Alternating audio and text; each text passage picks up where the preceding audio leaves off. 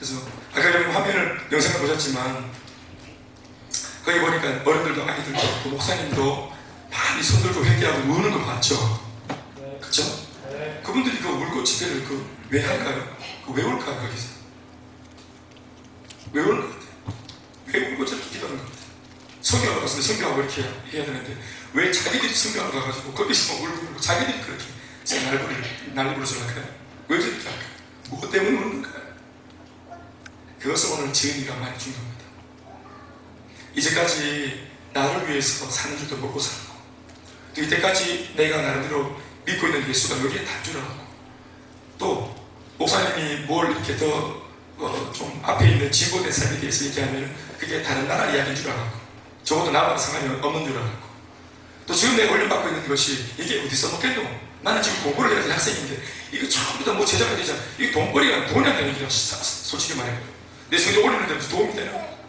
그러니까 전혀 뭔가 현실성이 없는 이런 말씀을 훈련받았단 말입니다. 총체적으로. 그런데 이 모든 것이 선교하는 자리에 가니까 하나님께서 생명, 죽느냐 사느냐 하는 우리는 가고 말고의 선택이 문제지만 그 사람들은 우리가 가면 사는 거예요. 아까 문구사를 경영하는 그 언니라고 하는 사람하고 같이 동정비를 딱 하는데 펑펑거렸다 했죠. 성령 역사하신 것입니다. 그럼 이 아이가 다갈로그를 했단 말입니까? 아니 다른 나라 타바나권의 사람 필리핀을 만나가지고 필리핀 사람 그 필리피노 코리아인 필리피노를 만나가지고 도대체 이 어린아이가 무슨 말을 했다 영어를 했더니 영어를 했나? 따갈로님 따까리도 안 먹고 저랬다. 무슨 따갈로그를 하나? 따갈로그를 얼마나 알았겠노? 따갈로그를 얼마 한들 앞에 있는 사람의 마음을 감동해서 울기까지 만들 수 있겠나? 한국말을 해도 누구 울리겠어요? 한국말을 한다고 해서? 그런데 무슨 일이 있는 걸까요? 우리가 사실은 하나님이 역사하셨다는 이 부분을 우리가 간과하고서는 설명할 수 없는 역사가 있는 것이죠. 하나님이 역사하시는 거죠. 우리는 들어도 하나님이 역사하셨다는 것을 간접적으로 느끼는데 그 울고 있는 그분과 성령이 만지시는 그분과 직접 또 통로로 쓰임받은 내가 같이 마주하고 앉아있다. 본인은 어떤 느낌이 들까요? 하나님이 나 같은 것도 쓰시나? 하나님이 이 어리고 부족하고 모자란 나 같은 것도 쓰시나? 어른이 아닌데 나는 어린데 나 청소년인데 나 이제 중3이고 고1인데 나 같은 걸 쓰시나? 언어도 부족하고 뭐 기도를 많이 준비한 것도 아니고 사실은 뭘 대단하게 준비하고 훈련을 뭐 제가 많이 배워가지고 전도를 뭐 내가 삶에서 대구에서 많이 하고 산 것도 아니고 그래 내가 같이 전도 잘하면 내가 가면 끝장난다 이렇게 뭔가 확신을 가지고 한 것도 아니고 그렇게 갔는데 하나님이 나를 쓰시니까 하나님이 그런 나를 쓰시니까 나를 통해 오늘 역사하시니까 성경책 읽을 때 10번 읽고 100번 읽을 때 몰랐는데 설교를 제까지 있으면 되면서 얼마나 많이 들었는데 말로 따뜻로 들었는데도 몰랐던 거예요. 목사님의 하나님, 엄마의 하나님, 선생님의 하나님 이렇게만 알고 있던 그 하나님을 현장에 딱 가서 어느 누구의 기댈 것도 없이 그냥 이거는 현장의 현실이니까 복음자라는 이게 접전지 현장에서 바로 이제 이 사탄이 잡고 있는 이 불쌍한 이 불신자 내가 만나가지고 복음을 딱 전하는데 성령이 딱 역사하실 때 방금까지 죽어있던 사망의 엄청난 그늘에서 허덕이고 푹 들어간 눈으로 눈빛에 생기가 없고 더 나은 삶에 대하여서 같이 어떤 기대감이 없는 이렇게 사는 게 딸과 함께 문방구 운영하면서 이렇게 남동하게 신발도 안 신고 이렇게 사는 것도 행복하다고 미소 짓는 그게 다 아니라고 살고 있던 사람에게 그것보다 더 나은 삶의 가치가 있다는 것을 이해할 때쯤은 이 땅의 삶이 다 아니라는 것을 말해주고 하나님이 예수를 영접하면 언제나 지금보다는 당신과 함께 하실 것이라는 이 약속의 말씀을 공동비유를 통해서 들을 때 하나님이 그 딸의 마음을 녹여두었습니다. 외롭고 컬컬하고 답답한 인생 어디가에 답을 얻을 줄 모르는 그 인생 속에 동전에 난 손바닥에 놓이고 한국에서 비행기 타고 건너온 이 어린아이가 손을 맞잡고 이 순간부터 하나님은 이 작은 손을 놓지 않겠다고 딱 말을 해주니까 눈물이 한바탕 쏟아진 것이다. 근데 이제 이렇게 복음을 전한 사역자들이 느낀 게 뭐냐 하면 와 하나님 정말로 살아계시네. 그리고 이제 하나님을 내가 정말 진지하게 믿어야 되겠다. 내가 정말 진중하게 하나님 대접해야 되겠다. 더불어 이제껏 내가 예수를 믿어도 껍데기처럼 믿어왔다는 거 장난처럼 믿어왔다는 거 또 컨디션대로 내 좋으면 믿고 아니면 왔다 갔다 했던 무슨 내가 피아노 달다가 피아노 안 좋으면 끊듯이 에어로빅 하다가 뭐 또 운동하다가 헬스 하다가 내가 상황이 어려워지면 그런 거 다 포기하듯이 예수도 예배도 신앙도 훈련도 사역도 때로는 그렇게 했던 내가 순간적으로 부끄러워진 겁니다. 그래서 저 사람들이 성경 하루 종일 딱 밑에서 전도하고 와서 밤에 집회할 때 결국 그리고 대구에서 이 바닥에서 그렇게 고민이라고 이거 아니면 죽겠다고 말하고 붙잡고 이 문제가 해결되지 않으면 난 죽겠다고 예수도 필요 없다고 말하면서 그렇게 전쟁국에 있던 모든 문제들이 한순간 빛이 들고 마는 이게 진짜 아무것도 아니구나. 내가 지금 이런 것에 에너지를 소진하는 이게 그런 존재가 아니구나. 아멘. 이런 것들을 발견하게 되면서 사람들 마음속에 회개의 바람이 불고 아멘. 새로운 삶에 대한 결단들이 일어나고 아멘. 자 여러분 결론적으로 말해서 이렇게 은혜를 경험하고 이런 은혜를 경험하고 돌아온 이제 이 환경 이래도 가는 일주일 저래도 가는 일주일 데리고 왔다. 자 여러분 이미 이제 퍼포먼스도 지나갔고 그리고 아울리시도 지나갔고 모든 게 저런 한조간의 사역이 다 지나가 버렸고 필리핀에 그 눈물 흘리던 그분들도 다 이제 못 보게 되고 모든 게 지나가 버리니 그래서 덩그러니 마치 무슨 꿈꾼 것처럼 다시 원래 예전에 돌아온 나 이지훈이 남은 게 없습니까? 남은 게 없습니까? 변화된 내가 있는 겁니다. 환경 그대로입니다. 엄마 아버지도 그대로입니다. 내가 해주고 나가야 할 학업도 그대로입니다. 모든 게 그대로지만 세상은 조금 더 변한 것이 없고 그대로지만 심지어 이지은이도 그대로입니다. 그런데 이지은이 안에 있는 이제 이 중심 그 속에 있는 속사람 그의 가치관 이제 세상을 대하는 그의 태도와 자세 학업을 대하는 그의 태도와 자세 교회 예배를 대하는 태도와 자세 또 부모를 대한 태도와 자세 이 모든 것은 이미 달라졌다고 보는 것입니다. 달라진 내가 있는 것입니다. 그래서 선교하고 나서 변화된 내가 남은 겁니다. 그것이 여러분 소진된 겁니까? 얻은 겁니까? 대답하십시오. 얻은 것입니다. 얻은 겁니다. 사랑 여러분 그래서 우리가 지상대 명령이 지상대 축복이라고 거듭 말하는 것입니다.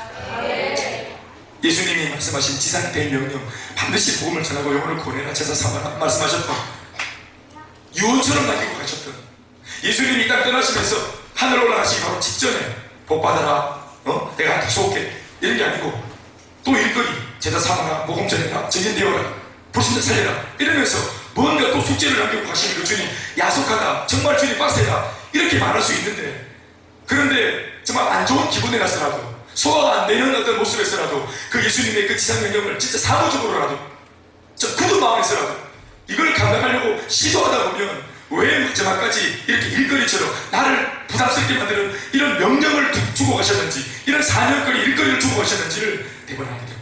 순종의 복 결국에는 복음을 전하고 달려가다가 제일 먼저 경험하게 되는 것은 내 안에 내가 얼마나 기뻐진다는 것 내가 지금 너무 기뻐한다는 것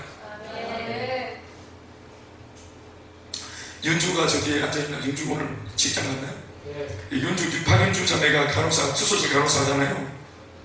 이제 그 아이가 이제 본인이 은혜 체험에 받고 이제 막 컨버스 갔다고 막 은혜 받으면서 이번에 집중훈련을 갈까 말까 하면서 이제 그 수술실 동료한테 그런 말을 했다는 거예요. 그 아이가 이제 그 동료도 교회 다니는데 그 윤주가 이제 나름대로는 지가 이제 이런 이제 갈까 말까 어떻게 하면 좋겠다고 막 이렇게 하는데 네 의견 좀 물어봤다고 하는데 그 동료가 하는 말이 언니 가야 될지 안 가야 될지 난 잘 모르겠는데 근데 중요한 거는 언니가 지금 이 얘기를 내가 언니를 오랫동안 봐왔는데 언니가 지금 이 얘기 교회에서 하는 이 얘기 그러니까 하나님이 주신 이 어떤 콜링 앞에 내가 반응할 건가 말 건가 순종할 건가 말 건가 이것을 고민하고 나한테 물어보는 지금 이 얘기를 하고 있는 언니의 얼굴이 너무 해같이 밝고 너무 기뻐 보인다 너무 행복해 보인다 맨날 일거리 얘기하고 때로는 누구를 험담하기도 하고 또 짜증을 내기도 하고 불평하기도 했던 그런 이야기가 아니라 이 부분을 수정해야 되는데 환경이 안 열려가지고 속상하다고 말하면서 의견을 물어보는 이제 그런 이 언니가 좋아 보였던 것이겠죠. 예, 할렐루야. 더불어 마찬가지 다른 것도 마찬가지. 사랑하는 여러분 오늘 이 본문 말씀은 한 구절의 말씀이지만 참으로 중요한 말씀입니다. 제자들이 나가 두루 발세 주께서 밖에 역사하사 그 다른 표적으로 말씀을 확실히 증언하시리라 했습니다. 여러분 예수님의 복음이 얼마나 위대한 것입니까? 세상에 좋은 것이 참 많지만 그러나 그것이 상대적으로 그렇게 절대적으로 좋을 수 없다라고 하는 측면을 말해주는 것이 뭐냐 하면 그 좋은 것들이 죽음 앞에 섰을 때입니다. 아무리 좋은 것이라도 죽음 앞에 서면 빛이 있잖아요. 그런데 진짜로 좋은 것은 진짜 죽음조차도 돌파해 가는 겁니다. 그래서 이게 너무 좋은 것이기 때문에 우리가 전하는 겁니다. 왜 또 전합니까? 우리가 먼저 받았기 때문입니다. 이번에 훈련을 받으면서 많은 말씀을 들었지만 제가 제법 쭉 들으면서 노트에 적어온 것이 한 가지 있는데 여러분들에게 좀 들려주려고. 그 초대 문화부 장관 이어경 박사에 대한 이야기인데 여러분 알다시피 그분이 70이 되어서 예수를 믿었죠. 한국의 대한민국의 지선이라고 불렸던 사람이죠. 대한민국의 지선. 아주 이성적이고 논리적인 그런 분이죠. 그리고 예수를 안 믿는 무신론자 정도가 아니라 예수를 믿는 사람들을 자신의 그 지혜와 지식으로 핍박하고 예수 믿는 사람들이 얼마나 무기력한가에 대해서 뭔가 신을 믿고자 하는 사람들이 얼마나 실제적으로 현실의 삶에서 무기력한가에 대해서 그렇게 생각 안 된다는 거에 대해서 또 교회는 사람들의 이성을 발산시키고 젖먹으면서 사람들을 느슨하게 만들고 연약하게 만드는 짓을 하고 있다면서 어디 뭐 기대고 빌고 이러니까 교회가 그 짓을 한다면서 완전 안티 그 기독교인 중에 한 명이죠. 그분이 굉장히 아주 논리적으로 교회를 핍박하고 반박하니까 상당히 뭔가 우리 기독교인들한테 교회적으로 많은 어떤 쪽으로 많은 pom을 줬던 분이에요. 그런데 그런 아버지와 달리 딸 이민하, 우리 잘 아는 그 이민하 예수님 믿어서 나중에 목사가 되었죠. 원래는 변호사였는데 그래서 돌아가시기까지 복음을 전하고 자신의 삶, 이 암덩어리를 몸에 가지고 있는 채로 끊임없이 복음을 전하고 마지막까지 그렇게 간증하며 사시다 돌아가셨던 분 말입니다. 결국은 이제 이민하 이 목사님 따님 이 이도를 통해서 결국은 이 아버지가 70세 되던 나이, 그 이른 나이에 1년이 되던 나이에 예수를 응접하고 세례를 받지 않습니까? 그리고 책을 냈죠. 자신의 그 지성, 그 똑똑한 지성과 이론, 그 이성과 논리를 통해서 이제는 하나님을 자랑하는 이 도구로 바꾸는데 그래서 만들어진 책이 뭡니까? 이성에서, 지성에서 영성으로. 이만큼 두꺼운 책입니다. 읽을 욕심하다가 시급하는 책. 지성에서 영성. 그러니까 대한민국 최고의 지성이었던 분이 그분이 이제 예수를 믿고 영성을 좋아하는 사람이 된 겁니다. 그러니까 그분보다 똑똑하지 못한 사람은 뭘 잘 모르는 분은 내가 다 알아봤는데 예수 거짓말이더라 이런 걸 하면 안 되는 겁니다. 딸이 결국은 이제 다시 재발이 돼가지고 가나니 돌아가시죠. 그 죽어가는 그 딸을 놓고 이제 예수를 믿게 된 이 아버지가 이제 이런 말을 해준 겁니다. 우리가 오늘 기적이라고 부르는 것들 중에 진짜 기적이라고 할 만한 것은 아무것도 없단다 따라. 오직 단 하나의 기적은 예수 그리스도께서 너와 나 우리를 위해서 죽으신 이후에 3일 뒤에 부활하셨다는 사실밖에는 없단다. 이 세상 모든 사람들은 반드시 죽음이라는 종착점에 도달하게 된단다. 병이 때로는 낫기도 하고 회복이 되기도 해서 삶이 조금 더 연명되는 은혜를 입었다고 하더라도 결국 우리 인생들이 반드시 도착하게 될 죽음이라는 종착점이 달라지는 것은 아니란다. 그러니 그런 우리에게 있어 가장 위대한 축복이자 기적은 죽은 나를 영원한 삶으로 인도하실 수 있는 예수 그리스도를 믿게 된 것이라고 해야 할 것이다. 아멘. 이게 이혜령 박사가 회심한 이후에 죽어가는 딸 이민하 목사에게 들려주었던 말의 한 부분입니다. 진짜 기적은 병이 있었던 사람이 병이 나았다. 그래도 죽잖아요. 회복되었다. 그래도 다시 죽잖아요. 그러니까 사람에게 있어서 제일 큰 기적은 어차피 병이 낫는 게 아니에요. 가정이 회복되는 게 아니에요. 정신까지 나아지는 게 아니에요. 결국은 무엇을 이겨야 기적입니까? 죽음을 이겨야 기적입니다. 이 땅 살아가는 사람이 우리에게 결국은 파멸을 가져다 줄 것이 자명한 이 죽음을 해결하지 못한 채로 그 죽음 밑에서 그 죽음의 발치 아래에서 경험하는 어떤 변화와 회복이라도 그것은 기적이라고 말할 수 있는 것이 아닙니다. 어떤 경험을 경험하고 어떤 회복을 경험했을지라도 죽음 앞에서는 패배할 것이기 때문에 그렇습니다. 그러나 예수 그리스도만큼은 이 죽음을 돌파할 수 있는 능력을 주시는 것입니다. 그래서 이런 죽음을 돌파하게 만들어 주시는 예수를 믿는 것, 그 복음을 믿는 것, 이것이 도대체 내가 21세기 사람인데 이게 믿어지고 내 마음속에 구주가 믿어지고 이 늦은 밤에 일을 하고 피곤한 몸을 끌고 나와서 그 구주께 주님께 내게 생겨 주신 것이 그분께 기도하고 예배드리는 이런 행위를 하고 있는 여러분들이야말로 기적이 더 있습니다. 예수가 믿겨진다는 것보다 더 위대한 기적은 없습니다. 믿는 게 기적입니다. 믿어지는 게 기적입니다. 심지어는 예수 믿고 죽음도 불사하는 것이 기적이 아닙니다. 죽음을 불사할 수 있는 그 예수님, 그 복음을 주신 예수님, 그 예수가 믿겨지고 복음이 믿겨진다는 사실이야말로 진짜 기적입니다. 그리고 우리가 누리고 있는, 우리가 이렇게 수혜를 받고 있는, 우리로 하여금 이렇게 진짜 기적을 맛보게 해준 그 복음, 이 복음을 우리만 누릴 것이 아니라 이것을 전하는 사명의 말로, 그러니 가장 위대한 일을 하는 것입니다. 세상에서 가장 위대한 일은 죽음을 이기는 겁니다. 세상에서 가장 가치로운 일은 죽지 않고 영원한 생명을 소유하는 것입니다. 그런데 이것을 내가 이제 누리게 된 것도 참 축복된 일인데, 이렇게 위대한 일을 나만 누릴 수 있는 게 아니고 다른 사람도 내가 전하면 그들도 자신에게 닥쳐올, 반드시 닥쳐오야말 죽음을 불사할 수 있는 영원한 생명을 가질 수 있다는, 구원을 받을 수 있다고 하는 그 복음을 우리가 전할 수 있다는 것 또한 이게 위대한 일이 아니겠습니까? 가장 가치로운 것을 전할 수 있는 것, 그것을 나눌 수 있다는 것, 그것이 위대한 일입니다. 우리 그 책에, 교재책에 양육관인지 제자학교의 그 서문에 머리말에 보니까 이 세상에서 가장 축복된 일은, 미안합니다, 리더 캠프에 있었던 말입니다.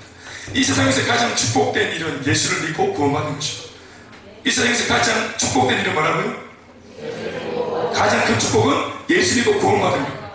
이 세상에서 가장 위대한 일은 그 예수를 전하고 다른 사람의 생명을 살리는 것이다. 축복된 일로 몸을 좀 하시고 위대한 삶으로 우리 삶을 승격시키십시오. 사랑하는 여러분, 왜 우리가 지극히 작은 일에 반응하고 예수를 믿는 복음을 가졌음에도 그렇게 지질이 무서워서 살까요? 지금 현재 여러분들 머릿속을 가득 깨우고 있는 수많은 문제들, 사건들, 사고들, 걱정, 염려, 근심들, 그런 것들이 주 예수를 죽음도 불사하게 만든, 왜 우리를 건드려서 우리를 가슴시킬까요? 죽음을 이긴 우리가 염려 따위에, 걱정 따위에, 여러분, 죽음이 우두머리고, 죽음이 우두머리라고 한다면 염려, 걱정, 근심, 두려움, 공포 따위는 그 부와 졸개들입니다. 마귀가 가지고 있는 가장 강력한 무기는 죽음에 대한 공포거든요. 그런데 우리가 가장 강력한 이 죽음을, 그 우두머리를 이겨놨는데, 근데 그 머리를 깨뜨렸는데, 그 밑에 있는 소아의 부하들, 그 쫄개들, 염려나 걱정이나 근심 따위들에 우리가 쫄 필요가 뭐가 있나요 말입니다. 그런데도 이런 일이 버젓이 오늘도 한 주간에도 수차례, 수백 번, 수만 번 반복되어서 우리를 괴롭히는 이유는 뭘까? 이것이 우리를 괴롭히는 이 일이 가능해지는 이유가 뭘까? 우리가 죽음을 이겼다고 하는 사실이 체감되지 않기 때문에 그렇습니다. 내가 믿고 있는 복음이 진짜 위대하다는 것, 내가 구원받은 백성이라고 하는 사실, 이미 내 소속이, 내 뿌리 자체가 옮겨져가지고 예수 그리스도의 그 산자의 땅에 옮겨졌다는 사실이 체감되지 않고 있기 때문에 그렇습니다.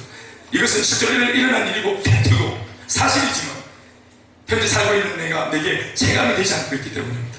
우리가 얼마나 위대해졌는지, 우리가 얼마나 대단해졌는지, 내가 믿을 때 내 속에 주신 그 주 예수의 복음이 얼마나 위대한 것인지, 이것이 경험되고 있지 않기 때문에 그렇습니다. 그래서 예수님이 이것은 너희가 이것을 깨달으면 삶이 달라질 거야. 삶을 대하는 태도와 자체가 달라질 거야. 여러분 보십시오. 이제 이렇게 하나님의 살아계심을 깨닫고 내가 얼마나 위대한 존재인가를 깨달은 이 지은이 같은 아이가 공부할 때, 학업을 대할 때, 엄마 아빠를 대할 때, 가정생활을 대할 때 이전과는 사고 달라질 겁니다. 간증한 대로 100% 다 살지는 못할지라도 이전보다 제가 장담할 수 있는 것은, 우리 모두가 알아야 할 것은, 이렇게 이제 하나님의 경험을 통해서 가지까지 한 이 아이가 이전보다는 나아질 것이라는 겁니다.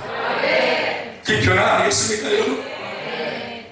그러니 여러분, 이 아이가 이런 깨달음을 어디서 경험했나요? 엄마 아버지가 윽박 지른다고 야단친다고 되는 겁니까? 협박한다고 되는 것입니까? 이 깨달음이? 아닙니다 여러분. 정말로 젠틀하게, 진짜로 고상하게 하나님의 말씀 앞에 두고, 또 하나님이 기뻐하시는 영혼을 구원하는 그 사명의 자리에 이 몸을 두었더니 절로 깨닫게 된 것입니다. 깊은 깨달음. 이 아이가 오늘 울지 않습니까? 엄마가 야단쳐서 속상해서 울고, 그 울음이 아닙니다 여러분. 잔소리 듣고 혼나가지고 막 기분 나빠서 막 우는 그런 울음이 아닙니다. 염려가지고 걱정되고 내 인생 어떻게 될까 두려워서 우는 울음이 아닙니다. 그런 저사라고 비겁한 울음이 아니고 다 알고 있죠.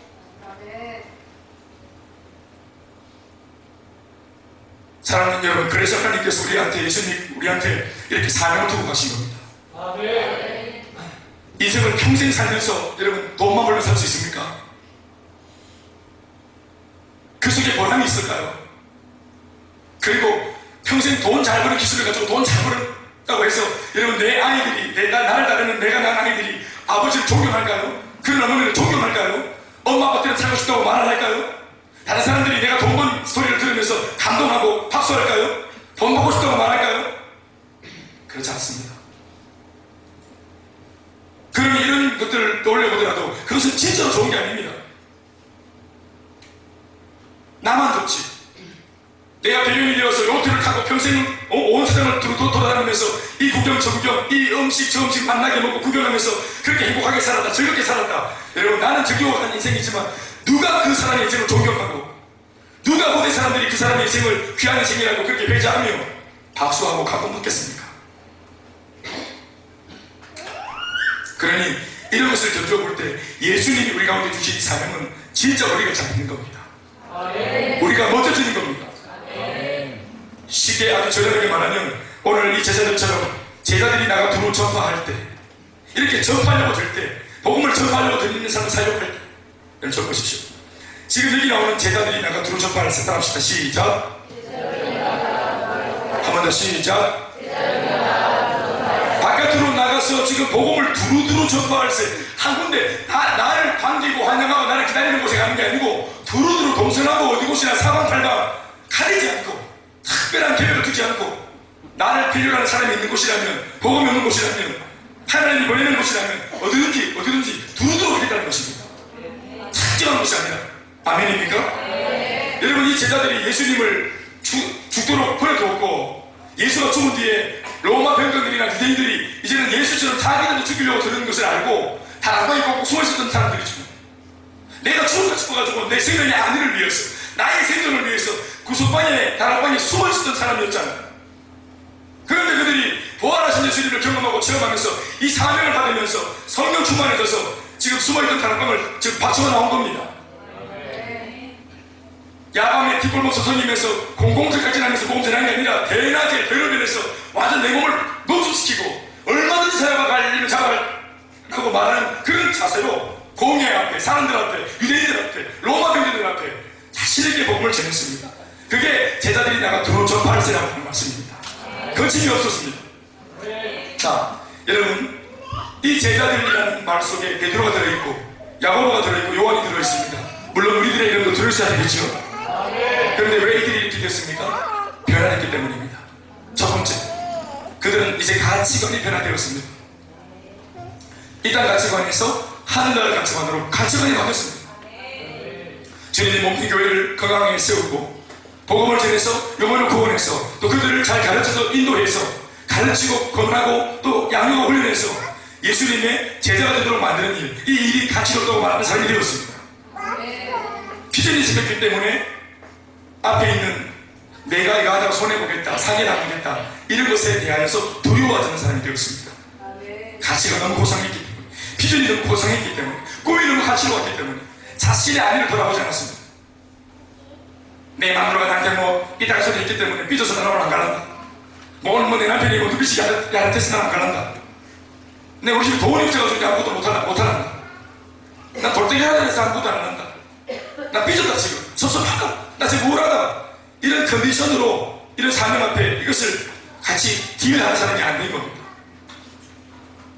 자, 이런 사람이 되었다. 가치관이 바뀌었다. 하나님만을 추구하는 사람이 되었다라고 할 때 그 사람이 너무 영적으로 빠졌다고 말할 수 있습니까? 그렇게 추구할 수 있습니까? 여러분, 이렇게 살아가는 사람이 이제 내 남편이나 아내가 이런 사람이 있다고 할 때 여러분, 중요한 것은 이런 사람들이 말을 함부로 하는 사람이었겠어요? 인격이 개망나니 같은 사람이었겠어요?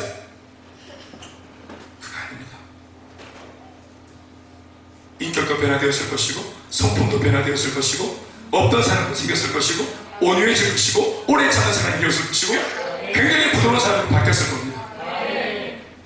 그런데 부드러운 사람이 되게 해주시옵소서, 사랑이 회복되게 해주시옵소서, 오래 참는 사람이 되게 해주시옵소서 이런 걸로 기도한 게 아니고 그냥 주신 사명 감당하려고 뛰어나가려고 하고 이제 성령 받고 사명 감당하려고 뛰어나가는 사람이 되었는데 그 과정 속에 사명 감당하는 사람이 되기까지 뭔가 내 속에 레벨업이 되면서 다른 모든 부수적인 것은 구하지도 않았지만 회복된 겁니다. 안 구했는데도 회복됩니다. 나 자신의 변화가 없이, 나 자신의 성품과 어떤 모습, 삶의 변화가 없이 남에게 복음을 전할 수 있겠습니까? 못 전합니다. 저 보십시오. 어떤 남편이 있는데, 자, 나 담배를 끊어보겠다. 명분이 약합니다. 아니, 명분이 없어요. 예를 들어서 우리가 보편적인 어떤 그런 이 사람들, 예수 안 믿든지 보통 보통적인 어떤 노멀한 사람들을 놓고 볼 때 담배를 끊겠다고 말할 때 뭐 때문에 끊으려고 합니까? 이유가 뭡니까? 건강 때문에. 그래서 건강 때문에 명분이 약합니다. 내 아내가 싫어하기 때문에 미안한 말이지만 그것도 아내 입장에서는 내가 원하니까 얼마나 큰 명분이고, 근데 남편 입장에서는 사실 미안하지만 큰 명분이 아닙니다. 그래서 애를 쓰다가 이래고 좀 어려우면 포기합니다. 우리 엄마 아버지가 원하니까 명분이 약합니다. 사회적인 어떤 체면 때문에 명분이 약합니다. 숨어서라도 핍니다. 그러나 피해갈 수 없고 외면할 수 없고 도망갈 수 없는 불꽃같이 보시는 내 하나님의 눈동자 앞에서 하나님의 제자가 되기 위해, 예수님의 제자가 되기 위해, 쓰임받는 인생이 되기 위해, 내 하나님께 쓰임받는 사역자가 되기 위해, 사명 감당하는 주님의 제자가 되기 위해 달려가는 삶을 놓고 몸부림친다면, 내가 제자가 되려면 이렇게 해야 되겠나? 내가 셀러가 되려면 이렇게 해야 되겠나? 내가 쓰임받으려면 이래가 되겠나? 여러분, 하나님의 은혜와 하나님의 사명과 직결되어지면 명분이 생기는 겁니다. 우리의 변화가 하나님과 관계 안에서 일어난다는 사실을 기억하십시오. 그것이 가장 고상한, 빼도 박도 못하는 명분입니다. 우리가 반드시 한계를 만나도 돌파해서라도 뚫고 나가야만 하는 명분입니다. 한계 만났다고 포기할 수 없어요. 하나님께서 할 수 있도록 계속 말씀하시기 때문에. 변화. 그러니 사명이 우리 눈앞에 주어지면 반드시 그 사람은 변화되게 되어 있습니다. 아니, 변화가 되어야만 그 사람을 감당할 수 있습니다. 복음을 전하는 것은 너에게로 가는 겁니다. 아멘입니까? 수많은 예수 모르는 너에게로 가는 것이, 그게 전도하고 선교하는 삶이죠. 그런데 그런 너에게 가기 위해서 제일 먼저 넘어야 될 능선이 뭘까요? 바로 나 자신입니다. 나를 넘지 않고서는 너에게 못 갑니다. 나의 미숙함, 나의 부족함, 나의 게으름, 나의 태만함, 나의 정도적인 삶, 이런 것들을 회복시키고 회개하고 돌이키지 않고서는 절대로 나갈 수 없습니다. 성령이 책망하십니다. 바로 알게 하십니다. 그러니 제자들이 두루 나가서 전파하는 이 한 가지 고백을 하기 위해서 그들이 얼마나 본문에 나오진 않지만 이 배경 속에 이 제자들이, 여기서 말하고 있는 이 주어, 이 제자라고 하는 사람들이 어떤 마음의 결심을 한 사람들인가를 생각하셔야 됩니다. 내 살겠다고 숨어서 예수께서도 부인하고 저주하고 모른다고 했던 사람들이 이제는 두루 나가서 예수가 그리스도로 증언하는 사람이 되었습니다. 무엇이 다락방에 있던 사람들을 다락방 바깥으로 내몰았어요. 또 다락방에 있던 그들은 누구며 다락방 밖에 나온 사람은 누구냐? 같은 사람인데 뭐가 달라진 것인가? 부활하신 주님을 만나고, 부활하신 주님의 그 마음의 중심, 정말 주님의 소원, 주님의 가치관, 주님의 그 중심, 나를 향한 네가 꼭 이렇게 살았으면 좋겠다 하시는 주님의 그 속내를 듣고 나서 그들이 진짜 가치관을 바꾼 것입니다. 그래서 이제 나온 거예요. 그래서 제자들이 나가 두루 전파하는 이런 일들이 가능해진 것입니다. 또 더불어 그들이 가치관만 바뀐 것이 아니라 실제로 제자들이 나가 두루 전파했다고 합니다. 나가는 것만 중요한 게 아니라 나가가지고 그냥 매달 헤딩하고 이러면 안 되잖아요. 나갔는데 뭐 할 수 있는 겁니까? 결정적으로 나가서 뭘 할 수 있었던 겁니까? 전파하는 일이 가능했던 것입니다. 복음을 전하는 이 사역을 훈련받은 겁니다. 예수님의 3대 사역 가르치고 전도하고 치유하고, 가르치고 전도하고 치유하고, 가르치고 전도하고 치유하고, 하는 이 세 가지 사역을 의무와 책임이 아니라 굳은 마음이 아니라 교회가 하라고 하니까 시키니까 억지로가 아니라 뭡니까? 주님의 실력으로, 기도에 있어 성령받아 성령의 능력으로 감당하는 사람이 된 것입니다. 사역을 어떻게 해야 되는지 그들이 알고 있었습니다. 마음만 뜨겁다고 되는 것이 아닙니다. 사역적인 스킬도 갖추었습니다. 무엇보다 복음의 절대 능력을 그들은 체험한 사람이 되었습니다. 무엇보다 예수님이 죽었다가 다시 살아났습니다. 부활하신 예수님을 만났습니다. 진짜 복음이 진짜구나. 예수님의 그 모든 가르침이 진짜였구나. 부활하신 예수님 죽는 것을 마지막에 본 것이 마지막인 줄 알았는데, 자기가 이 땅에 생활하면서 사람들을 만날 때 죽음 이후로는 본 적이 없는 사람들을, 그런데 예수님은 죽은 이후에 버젓이 살아서 돌아왔습니다. 예수님이 죽음을 이겼단 말이에요. 예수님이 살아생전 끊임없이 가르쳤거든요. 내가 대제사장과 세리원에게 끌려가서 죽을 것이라고. 그러나 3일 만에 부활할 거라고. 예수님의 부활 사건이 이게 믿겨지면서, 그 가르침이 진짜라는 것을 믿게 되면서, 알게 되면서, 예수님이 이때까지 하셨던 그 주어 같았던 모든 가르침도 뭐였다? 진짜였다는 것을 알게 된 겁니다. 그래서 진리의 성령이 마음에 임하니까 예수님이 가르쳤던 내용들이 생각나게 되어지고 깨달아지는 역사. 할렐루야. 이것도 예수님이 이미 예언했던 겁니다. 너희들이 성령을 받으면 내가 가르친 모든 것들이 그제서야 뭐하리라 생각나게 될 것이다. 성령이 자유로 말하지 않고 하나님 주신 마음으로 반드시 내가 너희들에게 가르친 모든 내용들을 생각나게 하리라, 깨닫게 하리라. 그래서 그들은 예수님이 가르침이 진짜라는 것을 알게 되었습니다. 그리고 3년 반 동안 훈련받았던 것이 어디 간 게 아니고 사명을 외면하니까 받았던 스킬들 이런 것들이 그대로 있었어요. 3년 반 훈련받은 게 어디 간 게 아니에요. 그들의 몸에 다 세포에 다 뇌세포에 다 그것이 각인되어 있었어요. 몸에 다 기억해요. 그런데 사명이 부재되니까 이거 어디 써야 될지 모르니까 쓸데가 없으니까 다 이렇게 그냥 모르고 싶단 말이에요. 그런데 예수님의 가르침이 진짜다, 예수의 복음이 진짜다, 고로 예수님의 사명도 진짜다, 이 마음에 딱 생기니까 훈련을 따로 받는 게 아니고 사명이 벗겨지니까 이때까지 받아봤던 훈련들이 다 살아나는 것이라는 거예요. 우리 교회 성도들이 하는 말이, 이번에 아버지 갔다 와서 라면 먹으면서 교실에서 말을 했는데, 목사님 우리 교회에서 했던 훈련들이 이게 사실은 성교 훈련이었다는 것을 몰랐는데 선교지에 가보니까 따로 뭐 훈련 받을 게 없이 여기서 훈련 받았던 그대로 쓰이더라고요. 모든 것이. 할렐루야.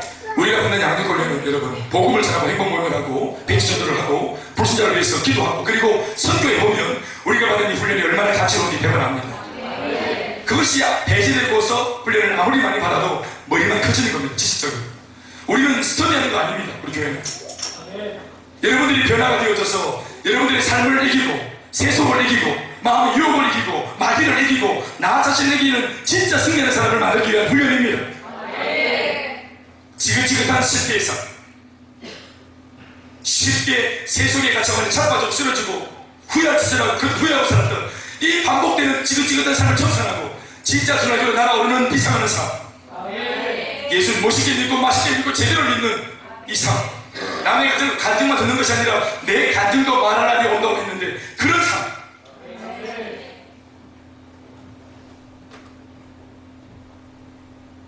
제가 분명히 저희 교회 이야기가 바다 건너 간다고 했죠.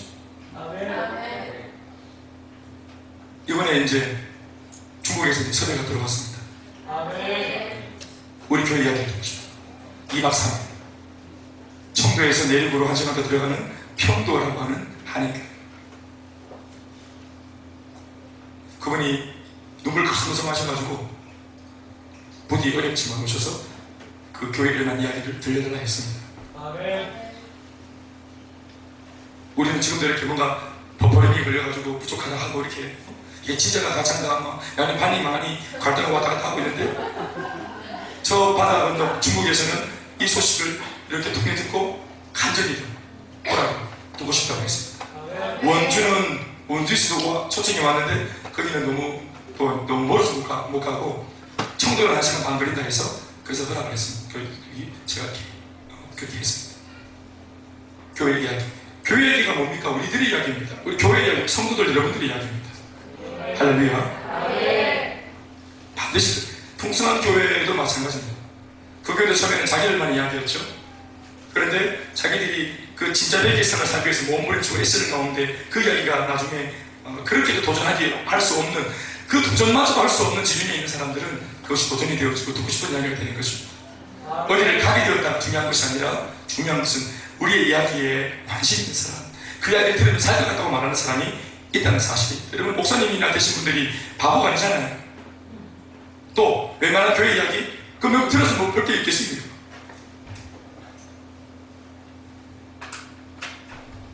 그런데 우리가 이렇게 작은 교회 이야기를 그렇게 듣고자 하는 이야기, 그게 무슨 이야기입니까? 우리가 복음으로 살아오던 이야기 아니겠습니까? 부족하지만, 지금도 부족하지만 복음으로 살려고 하고 말씀대로 살아가려고 위해 쓰는 우리의 이야기. 사랑하는 여러분, 7년 통하는 것이 참된 것은 통한다. 말씀드리겠습니다. 이 제자, 가치관이 바뀐 사람들, 사역적인 훈련도 이미 받은 사람들, 무엇보다 복음의 절대 능력을 부활하신 예수를 통해서 체감하고 이제는 카드라 통신의 복음이 아니라 자기가 직접 눈으로 부활하신 예수님을 봄으로써, 만짐으로써, 직접 보고 듣고 손으로 만지고 누리고 어디고 내가 체험한 복음, 그러니까 증인이 되는 겁니다. 증인이 뭡니까? 보고 들은 것을 있는 그대로 가감없이 증언하는 사람이죠. 본 게 있어야 증언하고, 들은 게 있어야 증언하고, 자기가 경험한 게 있어야 증언하는데, 그들은 진짜 부활하신 예수를 경험했던 것입니다. 그러니까 다락방을 같이 만나는 겁니다. 두루 전파하는 겁니다. 위대한 사실이 뭔지 아세요? 말씀 띄워보세요. 그 뒤에 나오는 말씀들이에요. 제자들이 나가 두루 전파했다, 이게 아니고, 이 이야기는 제자들이 나가 두루 전파했더니, 할세 했더니 결과가 나타났어요. 첫 번째, 따라합시다. 주께서 함께 역사하셨다. 저를 따라서 주께서 함께 역사하셨다. 자, 대답하십시오. 언제? 제자들이 나가 두루 전파 할세라는 말은 때라는 말이겠죠. 언제? 주께서 함께 역사하신 것만이 아니라 두 번째 따르는 결과 뭡니까? 따라합시다. 그 따르는 표적으로, 따라합시다. 표적이 따라한다. 여기서 말하는 주님이라는 것은 이제 몸으로 계신 주님이 아니라 부활의 영, 바로 성령을 말하는 것입니다. 이제 부활하신 예수께서 예수의 영으로 제자들이 나가 두루 전파하려고 할 때, 복음을 전하려고 하고 사명을 나가려고 할 때, 물론 그것을 시킨 분이 주님이지만 주님이 생각해도 이거는 육신을 가지고 있는 사람의 힘으로 할 수 있는 일이 아니기 때문에 하려고 하는 의지와 마음이 있는 그들을 놓고 주님이 따라붙어 주시는 것입니다.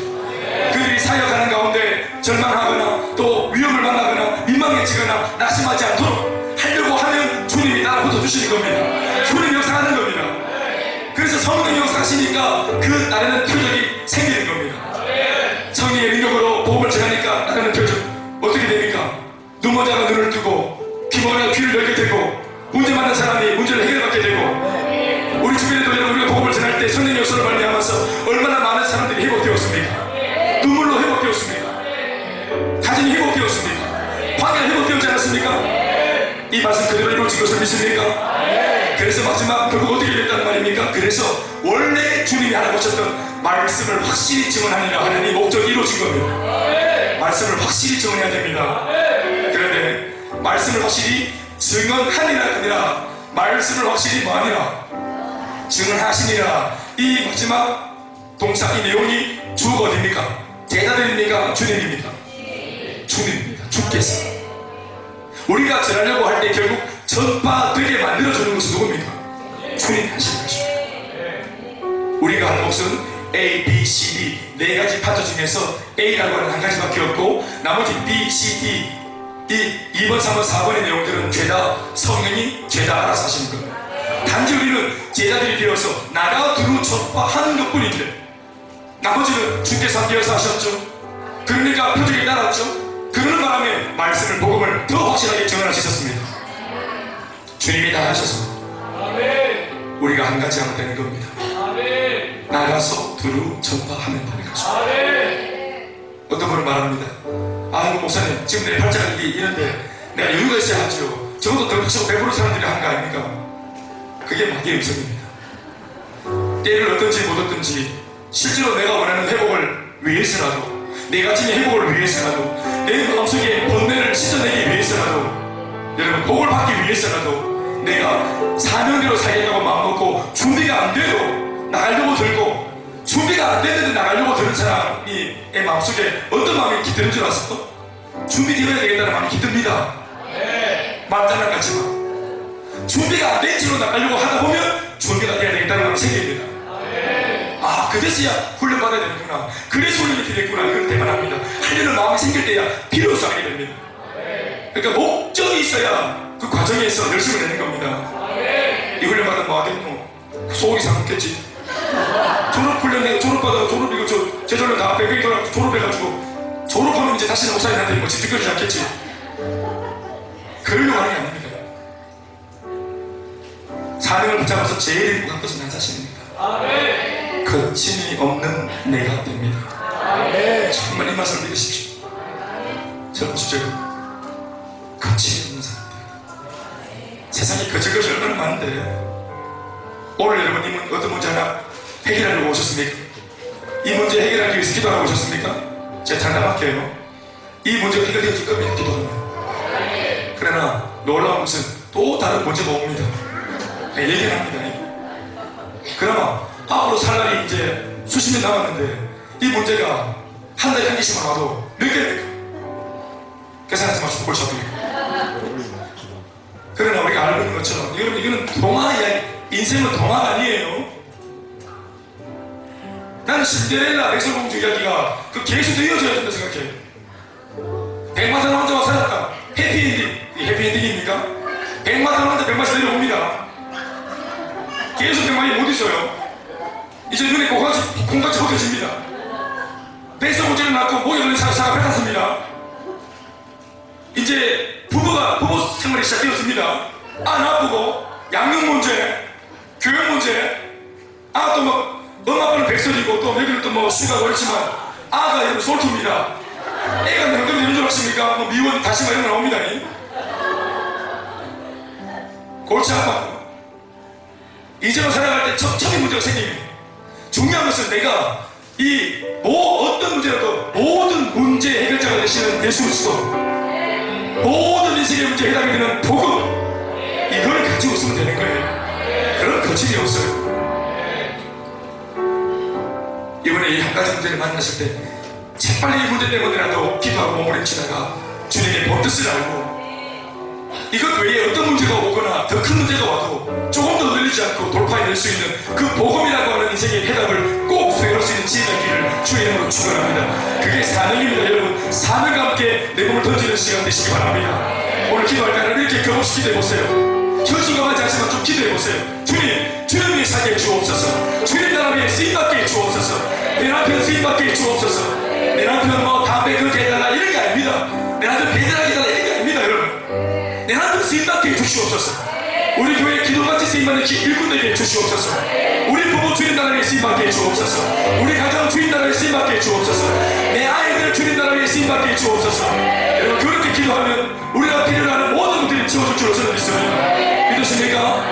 우리가 한번 그렇게 기도하십시오. 다 같이 여기서 함께 찬양하시고 기도하시겠습니다.